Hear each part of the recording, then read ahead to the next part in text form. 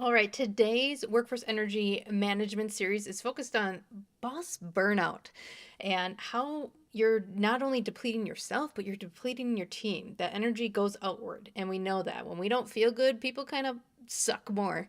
And for my own journey, I didn't even realize boss burnout was a thing. I didn't even realize burnout was a thing until I was in that boss burnout. I was climbing the ladder, things were going great, I was getting the big bonuses, people were following me naturally.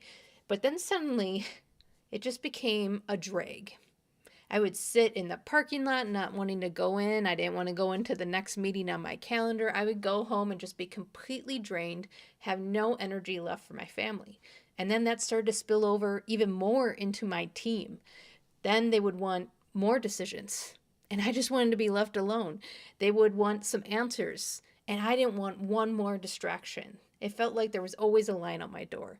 And you can see the doom and gloom that kind of came into my days. So I had to figure out what is going on, what is contributing to this, and then how do we move forward, because that chaos is not going to disappear. Stress has been here, stress will always be. So that's what we're going to break down today, is what is going on in the background, what are the patterns of behavior that are driving this boss burnout, so we can begin to protect our energy. Now, let's go through the first thing that I was seeing when I started to dig into this. Work is very focused on productivity and time management. It's more focused on calendars than capacity. So that was my first recognition, is that you have to be very intentional about your days, which we're going to go over in the next 15 to 20 minutes.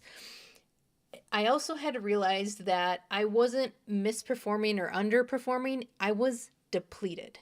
There's a difference, right? There's a difference if you don't know what you're doing, a competency thing, if you are experimenting like you've never done it before, and then you just don't have anything left. And I think understanding that as a leader, as a boss, is going to be important, because one area, such as competency, or you're experimenting with something, is a learning curve, right? You can get there. You just need to go explore a little bit and learn some new things. The other, you can't just push through. You're making it way worse. And this is where I was living, is in that push through. And I didn't realize I'm depleted. And so it slowly ate away at me, my energy. My physical and cognitive abilities got even worse. I used to be on things, right? I used to be the person that knew people, knew things, and I just couldn't even figure out what is going on in this meeting right now. What just happened? Am I doing this? Are you doing this? Things just got confusing. And again, that's that cognitive drain that we're talking about and going to break down more, that started to drain those days. And simple decisions became hard decisions. And basic conversations were just exhausting. So that was some things that I had to recognize, is that there are lines between what you know and depletion, what you don't know, and where you actually need to get energy back. So we're going to talk about the energy patterns behind this, not productivity, not adding more, because that's really what's going on behind this boss burnout. Now, let's talk about some things that are going on behind the scenes of bosses specifically. So we're talking about leaders, people who lead people. And there's three ripple effects that I saw, not only in my journey, but as I do leadership programs with other leaders, the things that they're navigating. And that's the 360 effect. You're navigating how you show up as a leader. What type of leader do you want to be? You're leading across, right? You're leading your peers, and that conflict that's coming up. When do you push? When do you step back?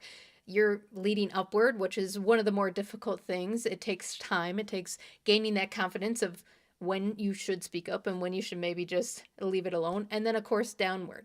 So out of these four, speaking to leaders, the easiest is actually downward, right? Because you are the leader, you have the title. And so there's that natural authority that comes into place. Where it gets difficult is upward, across to your peers, and unfortunately some self-awareness with ourselves. That's probably the hardest level there.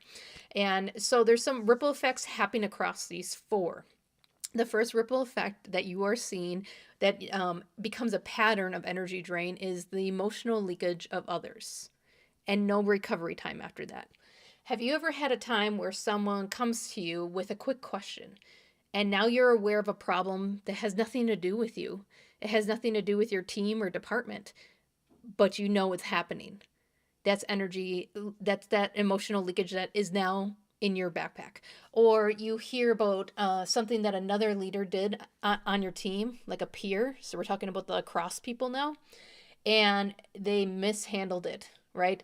They treated people poorly, or they made a bad decision, and now you're sitting here again with that weight, that emotional leakage from what that other leader did, and now maybe you either have to clean it up or you have to watch what happens from the ripple effect of that. So that's the first ripple effect that I'm seeing in boss burnout, is the emotional leakage across these four: downward, the things going on with your employees, that's leaking into you; upward, that's leaking onto you, especially for middle managers; and then across, that's leaking back to you. So that's really draining the energy. And then you also don't get recovery time after. You have to still show up for that meeting, get onto that call, talk to your employee, and put on a fake smile. So you don't get any good recovery time, and it becomes that like cognitive whiplash that we talk about. The second thing that I'm seeing in the ripple effects of when a boss's energy is drained and it just continues out from there is decision fatigue. So, say people don't want to make a decision. There's so much change going on right now. It kind of gets bogged down, and you don't want to make the decision either. And so, either you're going to have to push through, right? That depletion, we're pushing it, or you're going to pass that on to your team to make a decision when maybe it shouldn't be their decision. So that decision fatigue ripple effect from others to you, or you out to your team, is also causing the energy drain. And then the third one is accountability. This comes in all shapes and forms. It's different between small businesses and larger businesses that I work with that are growing. It's different between industries such as hospitality versus manufacturing, or banking versus insurance. It all depends on the environment that they're in. But accountability, again, across these four, is causing the energy drain. And it's lack of accountability, it's lack of roles, and the clarity around that. It's lack of what are we actually supposed to be working on, which I'm going to get into in a little bit moment. So a boss is absorbing all this energy drain, but they're also putting it back out to their team, because again, the leader energy has a ripple effect out to their team. When leaders have a bad day, it's hard to keep that in, right? So your team is absorbing that energy, and this is where it's super important to take time to work on this, because leaders have that ripple effect. If you have one employee who is disgruntled, disengaged, there might be a little bit of a ripple, a couple of ripples out from that rock crash that they're doing, the drama or gossip that they're doing. You have a key employee that is causing some issues because their energy is drained and they're depleted. Bigger ripple effects. But you have a leader. So that's team energy. That's the decision making, that's the strategy, that's performance management. That's going to have some huge ripple effects. And so the team and those around them are absorbing that energy. Now, when we talk about burnout in the workforce, it seems like we're always talking about workload. I even talk about workflow when I work with clients. Those are some areas that need to be fixed. But it's really the patterns behind it and how to break it down that is draining the energy. And I'm going to go through a couple leadership burnout patterns that are happening so you can start to recognize where you're going to shift. And then we're going to talk about 3 steps to get out of that. So let's look at some of the symptoms inside burnout to recognize maybe where your pattern is. So burnout is a symptom. It is a signal of deeper dysfunctions within operations and work cultures.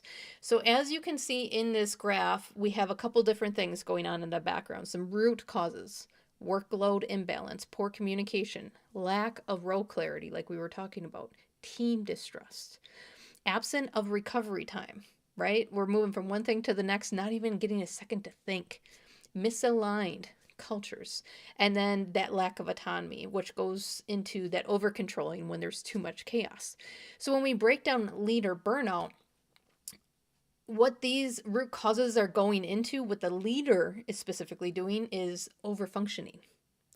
When they start to see chaos, there's a time to step in, and then there's this time to step back and really resolve what's going on. For example, When someone comes to your office and asks a question, as a leader, you automatically want to respond because it's faster, because you know it's going to be done right or the way that you want it done, and you know it's going to be done on time, right? Because you're working through it by giving them the answer right away. But what we're doing is now we're not delegating. Okay, do you see the lack of autonomy that just came out? What we're doing is you just did the job. Lack of role clarity. What you're doing is poor communication because you don't believe that they're competent or capable to do so. And as leaders, when you are over capacity or you're depleted, it's easy for you in your mind to just do the work, just give the answer. But people are smarter than you think. They're more capable than what they look like. And so asking a few questions before you tell them if they don't have the right answer is going to guide you more to that delegation. It's going to give them autonomy. That's good communication. It's back and forth. Both people own that. It's establishing role clarity that they own that. And you're just guiding them. You're just coaching them.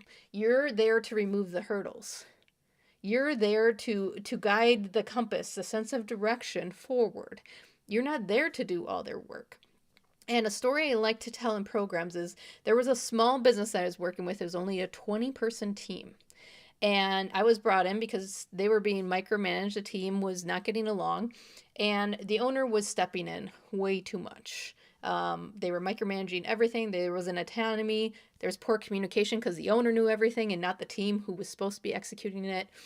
And so I asked him and some of the other leaders that were doing this, and I said, what is their purpose here? What is their value? And they spew out the value that's on the job description, but not so much what's actually being executed. And I said, well, I give you 60 days. If they're not doing that work, then there's no purpose for them to be there. And they're like, whoa, whoa, whoa, Kelly. No, we're family here. We don't terminate anyone. And I said, but you're doing their job. Not only is that causing you boss burnout, overload, but it's very demeaning to the people actually doing the work. And you're suffocating yourself, the creativity and innovation that could be happening because it's only one or two brains doing all the work. So let's just say in 60 days, the team was able to gain autonomy, get some more of that trust back to the people who should be executing the work. And they came up with some great creative ideas to get them out of this funk state that they were in. But sometimes you got to pause and say, where am I over functioning? And I'm actually causing the dysfunction within my team. So as a leader, make sure that you are giving intentional time to really back up and reflect on that, either with yourself, with your peers, that's upward, with your peers across, with your own bosses upward, or with your team. Just ask the question, where am I over functioning and need to step back? And let them think about that and give you some feedback. The second thing that you're going to see in these burnout symptoms as a leader burnout behavior pattern going on in the background that is fully in our control is conflict avoidance. Pretty much in every leadership program that I've done over the last couple years, we have had some kind of session or discussion on conflict avoidance. As a middle person, right, you are under a company usually, and then you are leading employees. You are in the middle, which means you got to be the messenger sometimes. You can't control the variables in play. You can't control some of those decisions that have already been made, and you just have to delegate it or get it to be executed and completed. And that can get dicey, right? There's a lot of conflict there, and you can't just say, because I said so. You can't just say, that's the way it is. People want to know a reason. They want to know the why behind it. So to avoid some of these burnout symptom root causes, you're going to have to understand what is the why, like what are we striving towards, and understand why we can't do certain things that they want to do. And the more information and clarity you can bring to that and being transparent, the more that people are going to get aligned to where you want to go. There were some decisions I had to make as a leader that I did not agree with. I worked in human resources, so that's the people role. I was the only people role. I had some people on my team, but in those meetings where we were making big decisions, I was the only one speaking on behalf of the people. Everyone else is speaking on behalf of operations, the customers, vendors, people that pay us. And so you put up the good fight, but at the end of the day, the end decision is the decision. So now I have to go back to other people and tell them no, or we can't do that, but we can do this. And that's a sticky place to be. So getting really good at conflict on how to approach it, how to prep for it, how to actually execute it in the conversation, mediating that conversation, and then releasing it, not carrying it on for days, for months, for years is going to be important. But again, we dig into that a lot more in programs specific to clients, industries, and environments, because a little customization in conflict goes a long way.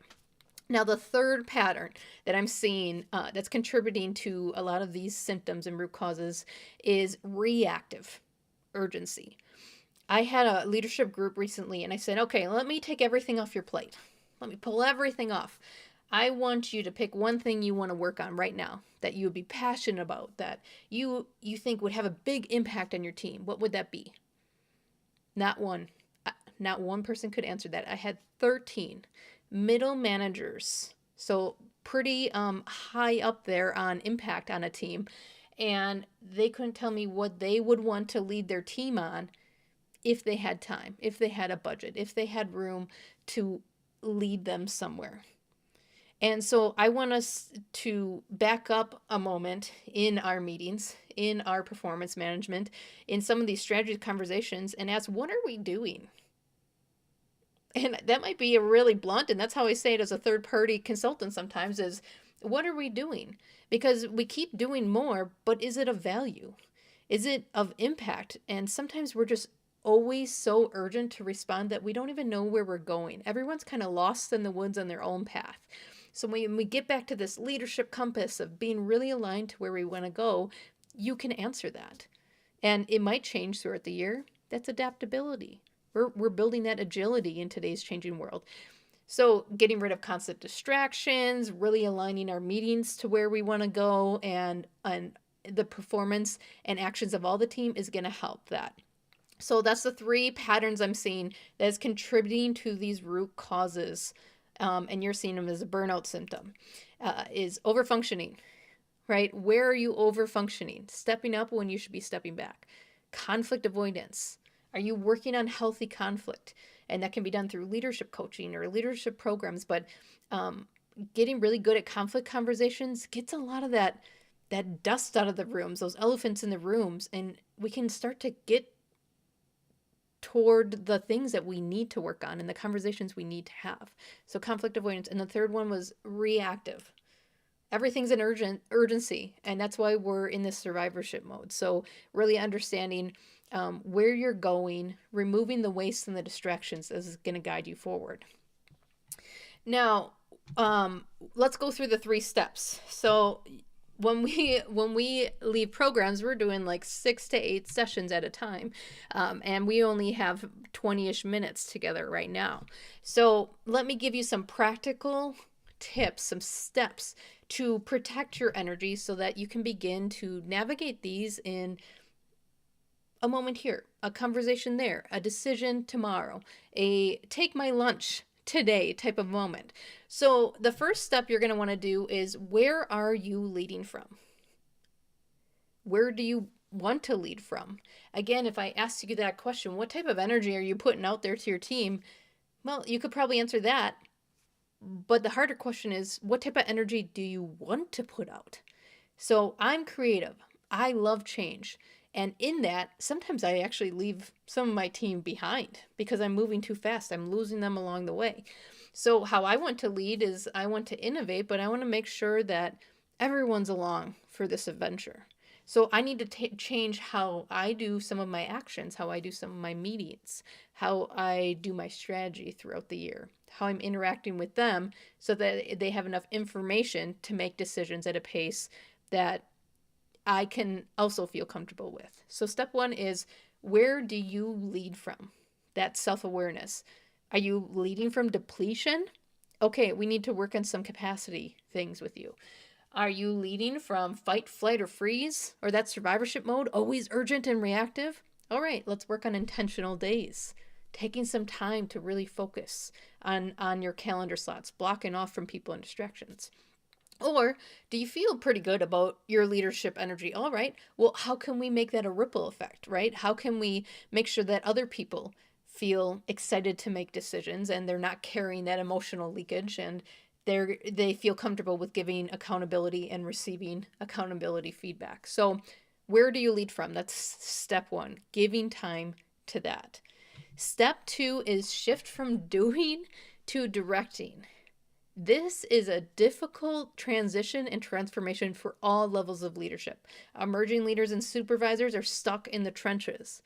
They don't have time to really manage people. They're still doing a full-time operational job executing the work. Middle managers are again stuck in the middle doing that messaging, and when someone is out or they need to cover because of a new hire training or turnover transition, guess what? Now they're stuck back in Tasker, or they got promoted from a job and they never actually released the previous tasks, and that not only emotional load but that workload. So and then strategic, that's a whole other conversation about carrying the weight of the company, the decisions made, and then having that trust to release for execution to the rest of the team. So doing to directing, let's talk about that overfunctioning. Where do you need to step back? Where do people need to be trained? They need to know where resources are, or they need to have some conversations with some other people to learn the process flow, learn the product a little bit more so that you can release some of that workload.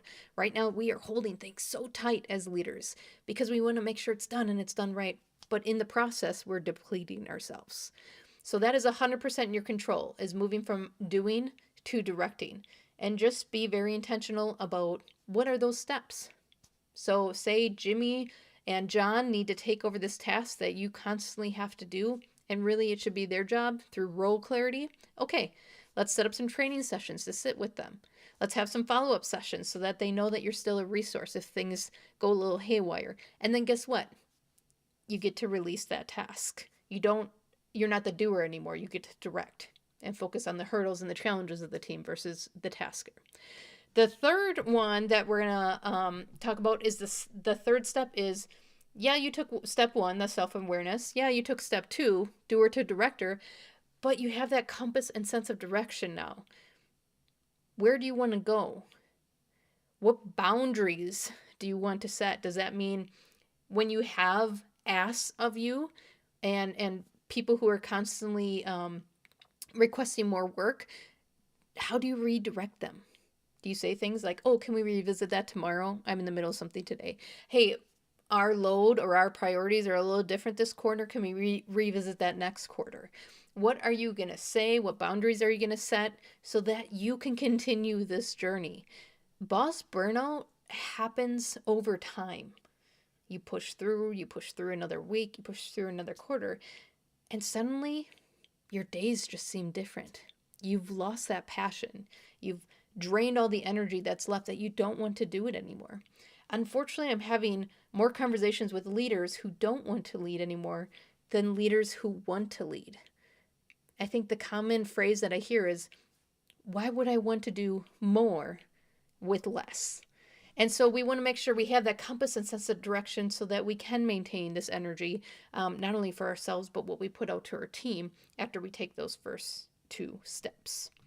Now, the biggest message behind boss burnout that I have learned myself as I've crawled my way out of the darkness of burnout, and how do you do this in such a busy, changing world? The workforce is changing, products are changing, processes are changing.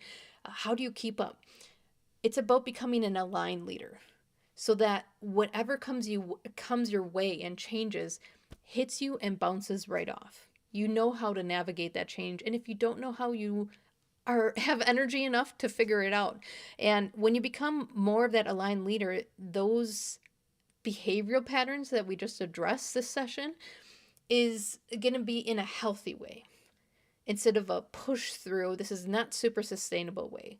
We're focusing on long-term energy management strategy, not short-term time management and calendar slots. And I think when you can show up for yourself and be in a really good place, how are you going to lead? How are you going to direct your team in a way that makes them feel competent and capable and bringing value? And how are you going to set those sense of direction and those boundaries to maintain this journey? I think when you can do that, you can really amplify your team because you're in a good spot. We've all had those leaders that has completely overreacted to even a small change, right? And you feel it. You feel it in the room. You don't even want to be on that team anymore. And then we've all had leaders where, yes, it's chaotic. Yes, the circumstances are great. And they just handle it with ease. And at the core, I can tell, man, they've done the work. They have managed their energy. They know what type of leader they want to be. And that energy is oozing out of them to take that chaos into calm along for their team. So, my question for you is, what type of leader do you want to be? What type of behaviors and patterns are you seeing in your own actions that are leaking out, are rippling out to your team? And in that self awareness, you can begin this leadership compass journey. If we haven't already connected, feel free to go to my website or check out the resources in the link to discover what does engaging this energy with your team, with yourself look like? How do you begin to shift these behaviors to prevent boss burnout?